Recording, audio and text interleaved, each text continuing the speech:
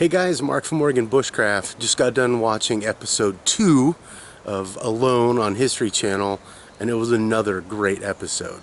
And spoiler alert, if you haven't watched the episode yet, don't watch this, go watch it first. So I thought this episode was really great. I feel really bad for Chris. The sounds those wolves were making, it literally sounded like they were fighting over a kill. They just sounded absolutely horrible, and being that close to him, I wouldn't have stayed, just like Josh with the bear. After that, I wasn't there, I'm not in the situation, I don't know if I would have stayed or not, but from the comfort of my armchair I can say I would have done the same thing. And we did have some discussion on the last video I did about season 1 about whether or not the guys had pepper spray or not, because when Josh was in his tent and the bears were around him, it looked like he had a can of bear spray in his hand, and then Chris confirmed that when he was doing his commentary or narration or whatever, but again, pepper spray against 3 wolves, your chances aren't very good, I would imagine. So definitely a tough call to make. And if you're used to having a firearm, to be in that kind of situation where you're so defenseless, I don't blame him. I don't think he's a coward. I think he did the right thing. He's got a family, and no amount of money is worth your life, especially when you have people at home that care about you. So sorry to see Chris go. I really liked him. I kind of related with him a little bit, but we'll see how the last 8 guys go. Joe, losing your ferro rod, man, that really is a lesson learned for everybody. That I can't say we, always speak for myself. I kind of take that kind of stuff for granted in the everyday kind of scheme of things. You throw your stuff down, you're making a fire, you're happy.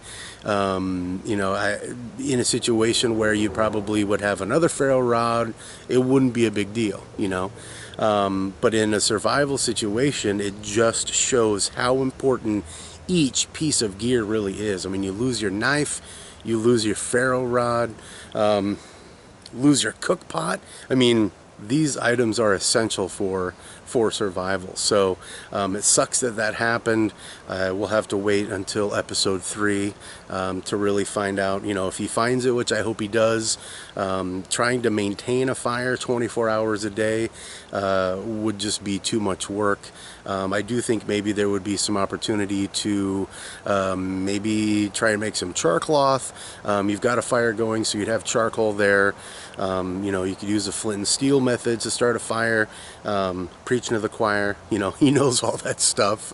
I think it was a really good lesson learned that these items and the 10 that they chose to take with them are absolutely vitally important. And now I'm going to take that and add that to my knowledge base, that when you're out and about, pay attention to stuff. Don't just leave it laying around. And I don't blame Joe. He was elated, and I was happy for him. I thought the environment that he was in was horrible. I questioned him calling out to that bear. The bear hadn't noticed him, and if he was going to walk away anyways, and it wouldn't have been a big deal. And then I questioned him again when he went to the side of the river where the bear was. But I think he had found an awesome spot. He had fresh water running, he had a beach. Go check out Joe Robinette's channel. He just did a video yesterday or today discussing the 10 items that he took with him, and I think that video, if you watch it, also will give you a little more insight into why he was so excited to find the beach. I thought Mitch's raft was pretty awesome. Definitely ingenious. I would have been lashing logs together and probably would have been soaking wet, but happy he found a water source, and I just hope that the cold and the wet hasn't gotten to him. I liked the shelter that he made. I thought the teepee was cool, especially with the tarp out front. I was kind of thinking, I was hoping that he was going to do some sort of water catching from the tarp, but they didn't really show us much. So I guess we'll just have to wait and see. But you know, with the torrential downpour that looked like was about to happen, that would have been a quick and easy way to get some water for him. And I really liked Lucas's shelter. I thought that pretty much of everyone out there, I think he's got the best shelter going on so far from what they've shown us. Really looked livable. I like the structure of it. I like the way he put it together.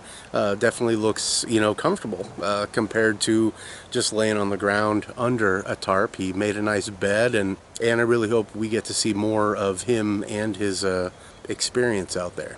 I thought Brant, with the using the moss to filter the water, is really good for removing sediment, but you know, you don't know what creatures are upstream from you, and you know, if there's beavers up there, I mean, you know, you don't want to be drinking water a minute after a deer pees in the creek. So not really going to say anything about that. I did think that filtering it through the moss is a pretty good idea. In that environment, you know, there's water everywhere. Unfortunately, you know, just being surrounded by ocean water like they were, the fresh water was just at a premium. You know, we saw that struggle with Mitch trying to find it. So hopefully everybody gets settled and finds good drinking sources. And you know, we haven't really seen a lot of Brant on there, just a few snippets. So and that's kind of one of my complaints of the show, is they spend so much time, you know, repeating segments. Like they showed Joe's encounter with the bear, went to commercial, came back, showed Joe's encounter with the bear.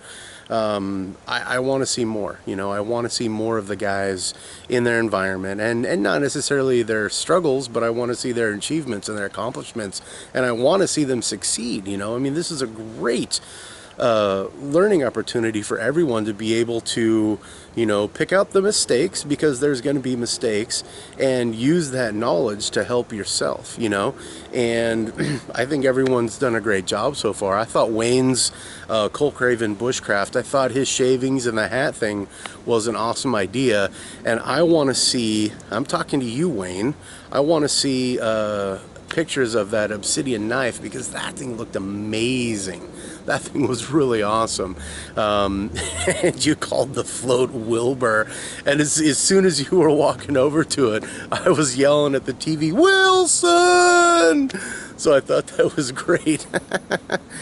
Anyways, and I really like Sam. I think he's kind of nutty, a little dorky, a little tipped over, and I think that might just be the kind of personality you need to do well in that kind of situation. You know, if you I mean, you know, if you can talk to yourself, if you can have fun, you know, if you can howl at the wolves, that just might be the kind of mentality that you need to survive in that situation.